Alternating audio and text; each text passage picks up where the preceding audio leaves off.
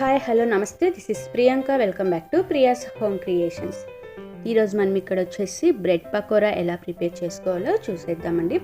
దానికి ముందు ఎవరైనా నా ఛానల్ని ఫస్ట్ టైం చూస్తున్నట్లయితే ప్లీజ్ సబ్స్క్రైబ్ చేసుకోండి. పక్కనే బెల్ ఐకాన్ ఉంటుంది, అది క్లిక్ చేశారంటే నేను చేసే ప్రతి ఒక్క వీడియో నోటిఫికేషన్ అనేది మీకు నేను పెట్టగానే వెంటనే వచ్చేస్తుంది.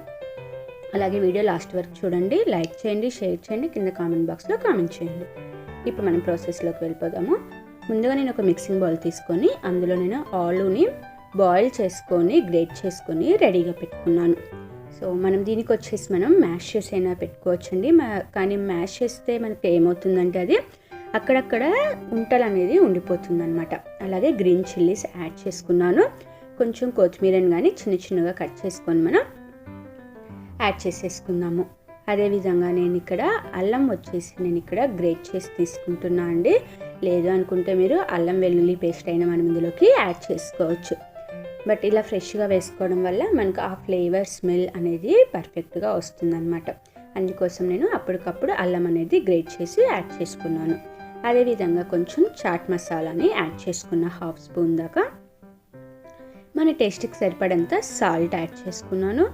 అలాగే మనం ఇక్కడ ఆల్రెడీ గ్రీన్ చిల్లీస్ అనేది చిన్న చిన్నగా కట్ చేసి యాడ్ చేసుకున్నాను కదా. మీకు ఇంకా కొంచెం స్పైసీ ఎక్కువ కావాలనుకుంటే మనం ఇక్కడ రెడ్ చిల్లీ పౌడర్ని కానీ యాడ్ చేసేసుకోవచ్చు. మనకు కావాలంటే గ్రీన్ చిల్లీస్ని స్కిప్ చేసేసుకొని రెడ్ చిల్లీ పౌడర్ని ఒకటి అయినా యాడ్ చేసుకోవచ్చు అండి. ఇప్పుడు వాటన్నిటిని మనం మిక్స్ చేసేసుకుందాం. ఆలూని మాత్రం బాయిల్ చేసేటప్పుడు మరీ సాఫ్ట్గా కాకుండా కొంచెం గట్టిగా ఉండేలాగానే చూసుకోండి. మరి ఇది సాఫ్ట్గా అయిపోతే లోపల మనకు బైండింగ్ అనేది పర్ఫెక్ట్గా సెట్ అవ్వదన్నమాట. అందుకోసం మనం ఆలు బాయిల్ చేసుకునేటప్పుడే మరి ఎక్కువ సాఫ్ట్ కాకుండా ఒక విజిల్ వచ్చిందంటే మనకు ఆలు అనేది పర్ఫెక్ట్గా అది కుక్ అయిపోతుంది.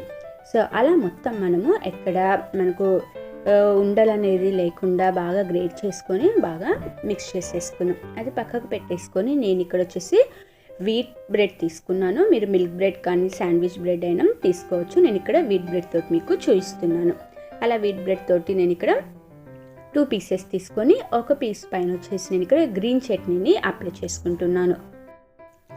అలా మనం బ్రెడ్ మొత్తం ఒక స్లైస్ ఒక సైడ్ మొత్తం మనం గ్రీన్ చట్నీ అనేది అప్లై చేసేసుకుందాం.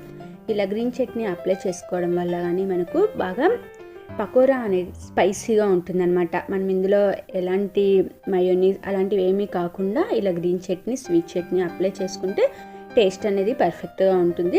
ఒకవేళ పిల్లల కోసం అనుకుంటే మనం గ్రీన్ చట్నీ స్వీట్ చట్నీ అనేది స్కిప్ చేసేసుకోవచ్చు, వాళ్ళకి మరి ఎక్కువ స్పైసీ లేకుండా. అలా ఒక పీస్కి అప్లై చేసేసుకొని మనం ఇప్పుడు ఇంకో పీస్కి వచ్చేసి నేను ఇక్కడ స్వీట్ చట్నీని అప్లై చేసుకుంటున్నాను. సో స్వీట్ చట్నీ అంటే మనకు తెలుసు కదా, టామరిన్ చట్నీ అండి. దానిని కానీ సేమ్ మనం గ్రీన్ చట్నీని ఎలా అయితే అప్లై చేసుకున్నామో అదేవిధంగా స్వీట్ చట్నీని కానీ మనం ఇక్కడ అప్లై చేసేసుకున్నాం. అలా 2 పీసెస్కి మనము అప్లై చేసేసుకొని మనం ముందుగా ప్రిపేర్ చేసి పెట్టుకున్న ఆలు బ్యాటర్ అది ఆలు మసాలాని మొత్తం ఇప్పుడు దానిపైన మనము స్ప్రెడ్ చేసుకుందాము. ఈవెన్గా మనము మొత్తం బ్రెడ్ స్లైస్ మొత్తము పర్ఫెక్ట్గా దానిని స్ప్రెడ్ చేసేసుకుందాం. మరీ ఎక్కువ పెట్టుకోవద్దండి, లైట్గానే పెట్టుకుంటేనే మనకు టేస్ట్ అనేది పర్ఫెక్ట్గా ఉంటుంది. మరి ఎక్కువ లావుగా పెట్టుకున్నామంటే మనకు పకోడా అనేది బాగా లావుగా వచ్చేస్తుంది అనమాట. సో అందుకోసం అని చెప్పి నేను ఇక్కడ లైట్గా థిన్ లేయర్గా పెట్టుకుంటున్నాను. సో అలా మనం ఆలూని మొత్తం పర్ఫెక్ట్గా మనము బ్రెడ్ స్లైస్కి సెట్ అయ్యేలాగా సెట్ చేసేసుకుందాం. అలా మనం ఆలు కొంచెం గట్టిగా చేసుకోవడం వల్ల మనకు ఇలా స్ప్రెడ్ చేసుకోవడానికి కానీ పర్ఫెక్ట్గా ఉంటుంది. అందుకోసం అని చెప్పి మనము ఎక్కువ ఆలు అనేది బాయిల్ చేసేసుకోకుండా ఒక విజిల్ వస్తే సరిపోతుంది అనమాట. అలా ఒక బ్రెడ్ పైన మొత్తం మనం ఆలు అనేది స్ప్రెడ్ చేసేసుకుందాము. సో చూసారు కదా, చాలా ఈజీగా చాలా ఫాస్ట్గా ఈ రెసిపీ అనేది మనకు రెడీ అయిపోతుంది. అలా ఆలుని మనం అప్లై చేసుకున్న దానిపైన ఇంకో బ్రెడ్ స్లైస్ ఉంటుంది కదా, దాంతో కవర్ చేసేసుకున్నాం. అలా కవర్ చేసేసుకొని వాటిని మనం ఇక్కడ నేను చూపిస్తున్నట్లు హాఫ్గా కట్ చేసుకుందాం. అలా హాఫ్గా కట్ చేసుకుంటే మనం పకోడాకు పకోడీ వేసుకునే కానీ పర్ఫెక్ట్గా వస్తుంది. అందుకోసమని మనం ఇక్కడ హాఫ్ కింద కట్ చేసుకుంటున్నాం. సో అలా హాఫ్ కట్ చేసినాక మనకు పర్ఫెక్ట్ లేయర్స్ అనేది కనిపిస్తుంది. ఇప్పుడు వాటన్నిటిని మనం పక్కకు పెట్టేసుకొని ఇప్పుడు ఇంకో మిక్సింగ్ బౌల్ తీసుకొని అందులో ముందుగా వచ్చేసి నేను 1 కప్పు శనగపిండిని యాడ్ చేసుకుంటున్నానండి. మనము బజ్జీలకు ఏ విధంగా అయితే మిక్స్ చేసుకుంటామో ఆ విధంగా. ఒక కప్పు శనగపిండికి నేను ఇక్కడ 1 టేబుల్ స్పూన్ దాకా రైస్ ఫ్లోర్ని యాడ్ చేసుకున్నా, 1/4 స్పూన్ బేకింగ్ సోడాని యాడ్ చేసుకున్నాను. అలాగే కారం 1/2 స్పూన్ వచ్చేసి సాల్ట్. కారం సాల్ట్ వచ్చేసి మన టేస్ట్కి సరిపడేలాగా మనం కారం సాల్ట్ యాడ్ చేసుకుంటాం. అలాగే కొంచెము వామును కానీ యాడ్ చేసుకుంటాం. ఇప్పుడు వాటన్నిటిని మనం మిక్స్ చేసేసుకుందాము. మనము అన్నిట్లో అది రెడ్ చిల్లీ పౌడర్ అనేది యాడ్ చేసుకుంటున్నాం కాబట్టి స్పైసీని చూసుకొని మనము ఆలూలో అలాగే బ్రెడ్ పైన అప్లై చేసాం కదా, దానిపైన కానీ గ్రీన్ చట్నీలో ఇందులో బ్యాటర్ కలుపుకునేటప్పుడు అన్నిట్లో మనం స్పైసీని చూసుకొని యాడ్ చేసుకోండి. యాక్చువల్గా మనం బ్రెడ్తో ప్రిపేర్ చేసుకుంటున్నాం కాబట్టి మనకి ఇది ఎక్కువ స్పైసీగా ఉంటేనే టేస్ట్ అనేది చాలా బాగుంటుంది. ఇప్పుడు నేను ఇక్కడ వాటర్ని యాడ్ చేసుకుంటూ మనం సేమ్ బజ్జీలకు ఏ కన్సిస్టెన్సీలో మనం మిక్స్ చేసుకుంటామో అదే కన్సిస్టెన్సీలో మనము ఈ బ్యాటర్ అనేది కానీ ప్రిపేర్ చేసుకుంటాము. మరి థిన్గా అంటే మరి లూజ్గా కలుపుకోవద్దండి, కొంచెం థిక్గానే కలుపుకోండి. ఎందుకంటే మనం థిక్గా కలుపుకుంటేనే బ్రెడ్ స్లైసెస్ అనేది పర్ఫెక్ట్గా సెట్ అయిపోతుంది. నేను డీప్ ఫ్రైకి సరిపడా ఆయిల్ అనేది ముందుగానే హీట్ చేసుకొని రెడీగా పెట్టుకున్నాను. మనం ప్రిపేర్ చేసుకున్న ఆ బ్యాటర్లోకి వచ్చేసి నేను ఇక్కడ మనం ముందుగా ప్రిపేర్ చేసి పెట్టుకున్న బ్రెడ్ స్లైసెస్ని వాటిని డిప్ చేసుకొని నేను ఇక్కడ యాడ్ చేసుకుంటున్నాను. వీలైనంత వరకు ఆయిల్ కొంచెం ఇది మునిగిపోయేలాగానే యాడ్ చేసుకోండి. మనకు బ్రెడ్ అనేది మొత్తము డిప్ అయ్యేలాగా అంటే మునిగిపోయేలాగానే ఆయిల్ అనేది యాడ్ చేసుకోండి. అలా ఆయిల్ తక్కువ యాడ్ చేసుకుంటే మనకు ఒక సైడ్కి బ్యాటర్ మొత్తం మనకు కిందికి వెళ్ళిపోతుంది అనమాట. కొంచెం ఆయిల్ ఎక్కువగా ఉంటే అది మునిగిపోయి ఫాస్ట్గా మనకు పర్ఫెక్ట్గా సెట్ అయిపోతుంది. అలాగే ఇది వచ్చేసి లో టు మీడియం ఫ్లేమ్లోనే వీటిని ఫ్రై చేసుకోవాలండి.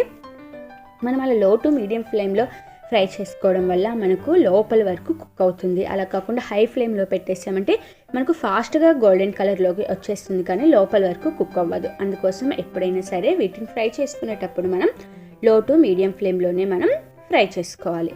అలా మనకు గోల్డెన్ కలర్ 2 సైడ్లు వచ్చేంత వరకు వాటిని ఫ్రై చేసుకుందాము. ఇది వచ్చేసి మనకు ఆయిల్ కానీ చాలా తక్కువగా అబ్జర్వ్ చేసుకుంటుందండి,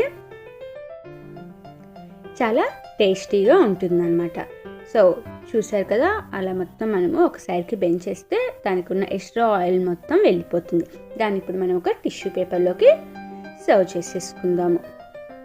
సో ఫైనల్గా మనకు చాలా ఈజీగా, ఎంతో ఈజీగా బ్రెడ్ పకోడా అనేది ప్రిపేర్ చేసేసుకోవచ్చు. అలాగే మనం రిమైనింగ్ బ్యాటర్ అలాగే రిమైనింగ్ బ్రెడ్ పకోడాని మొత్తము వీటిని ప్రిపేర్ చేసేసుకుందాము. ఆయిల్ అనేది కానీ ఎక్కువగా వేడి చేసుకోకముందే మనము దీనిని యాడ్ చేసేసుకున్నామంటే మనకు పర్ఫెక్ట్గా వచ్చేస్తుంది. సో ఇప్పుడు హాట్గా మనం సర్వ్ చేసేసుకుందాం. బ్రెడ్ పకోడా అనేది రెడీ అయిపోయింది. Thanks for watching my video friends. Like చేయండి, కామెంట్ చేయండి, అలాగే షేర్ చేయండి, సబ్స్క్రైబ్ చేయండి. పక్కనే బెల్ ఐకాన్ ఉంటుంది, అది క్లిక్ చేశారంటే నేను చేసే ప్రతి వీడియో మీకు వచ్చేస్తుంది.